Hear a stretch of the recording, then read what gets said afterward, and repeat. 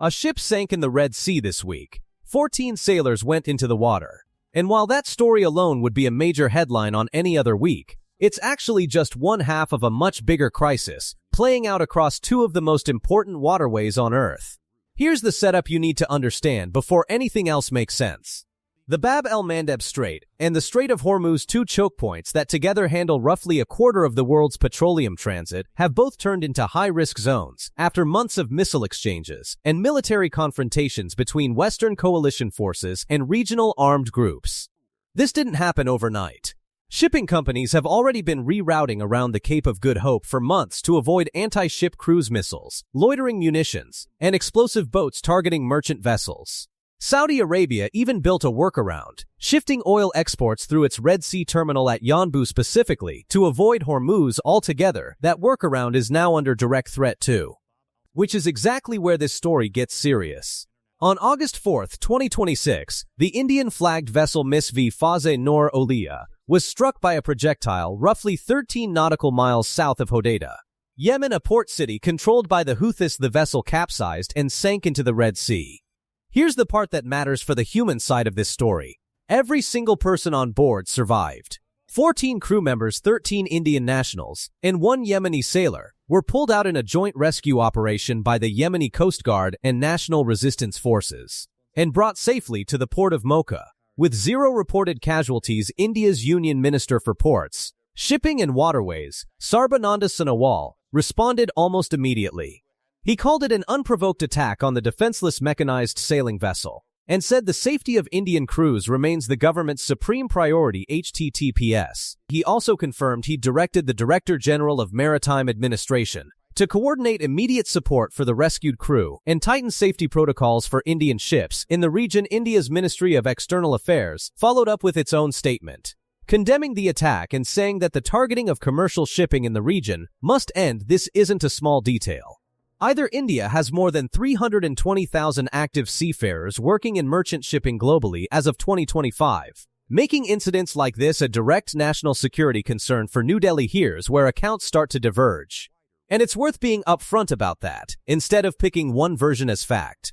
Sonowal described the vessel as being hit by a projectile. Yemen's government-aligned National Resistance Forces described it differently, as an attack involving an explosives-laden boat. Yemen's internationally recognized government reportedly attributed the attack to the Iran-backed Houthi militia, according to the official Saba news agency, but no group had claimed responsibility as of 14:15 GMT. That day. So what we actually know for certain: a ship sank, everyone survived, and multiple parties disagree on exactly how it happened. Sensitive section. Verify tone before publishing. The National Resistance Forces are led by Tariq Saleh, a member of Yemen's Presidential Leadership Council, and are deployed along the western coast near the Bab-el-Mandeb Strait. Now flip to the other side of the Arabian Peninsula, because things are just as tense at Hormuz. Around the same time, a cargo vessel was reportedly struck by an unidentified projectile off the coast of Oman. Close to the strait, Britain's Maritime Security Agency, UKEMTO, confirmed the strike, but did not name the vessel. And yet, despite that strike, oil markets actually moved in the opposite direction. That same week, prices dropped roughly 2% on optimism that a diplomatic breakthrough was close. That's the kind of contradiction that defines this entire crisis right now. Real attacks happening, and markets betting on peace at the same time. So, what's actually being negotiated? According to the New York Times, citing Iranian and U.S. officials, Iran and Oman are closing in on a deal to reopen shipping through Hormuz.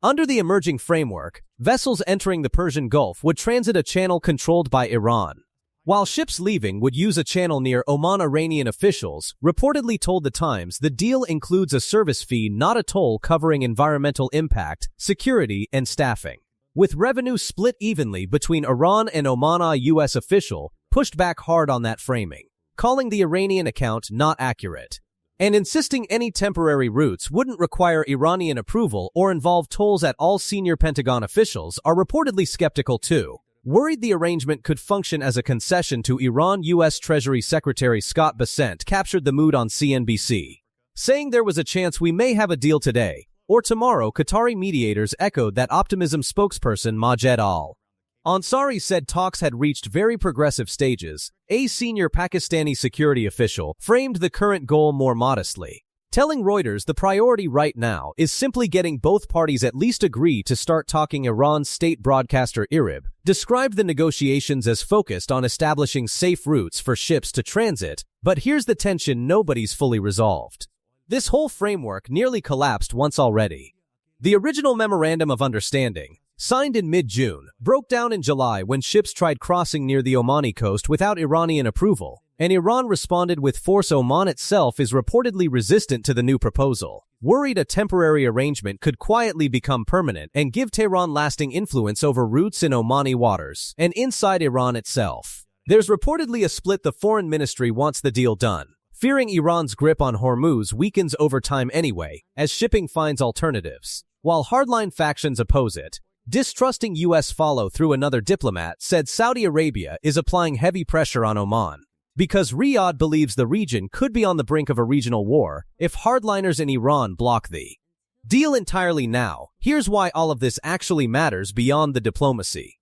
Hormuz alone has historically served as the portal for roughly a fifth of the world's oil and liquefied natural gas. If that route stays unstable at the same time the Red Sea route stays dangerous, there's no reliable backup left. Analysts on defense-focused forums have pointed out that Saudi Arabia's Yanbu workaround is now directly exposed to the same drone and boat threats near Hodeidah that just sank an Indian vessel. 6 Saudi-flagged supertankers have already changed course through the Gulf of Aden, heading towards southern Africa instead. A detour that adds at least 25 additional days of sailing time if they choose to loop back through Suez to reach Red Sea ports. There's also a human toll that rarely makes headlines. According to the International Maritime Organization, roughly 6,000 sailors remain unable to leave the Persian Gulf following earlier closures of the strait, including around 24 crew members aboard the Misk Francesca, a vessel that was seized back in April. So where does this leave things? 2 choke points, both damaged. 1 diplomatic track showing real signs of progress, with officials on multiple sides using words like progressive and expressing genuine optimism about closing a deal within days.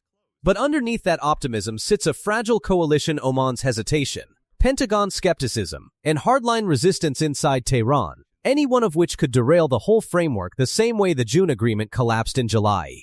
If both routes stay disrupted at once, global oil buffer inventories, already sitting near historic lows, would have very little room to absorb the shock. If the Doha talks hold, insurance markets and shipping routes could start stabilizing within weeks.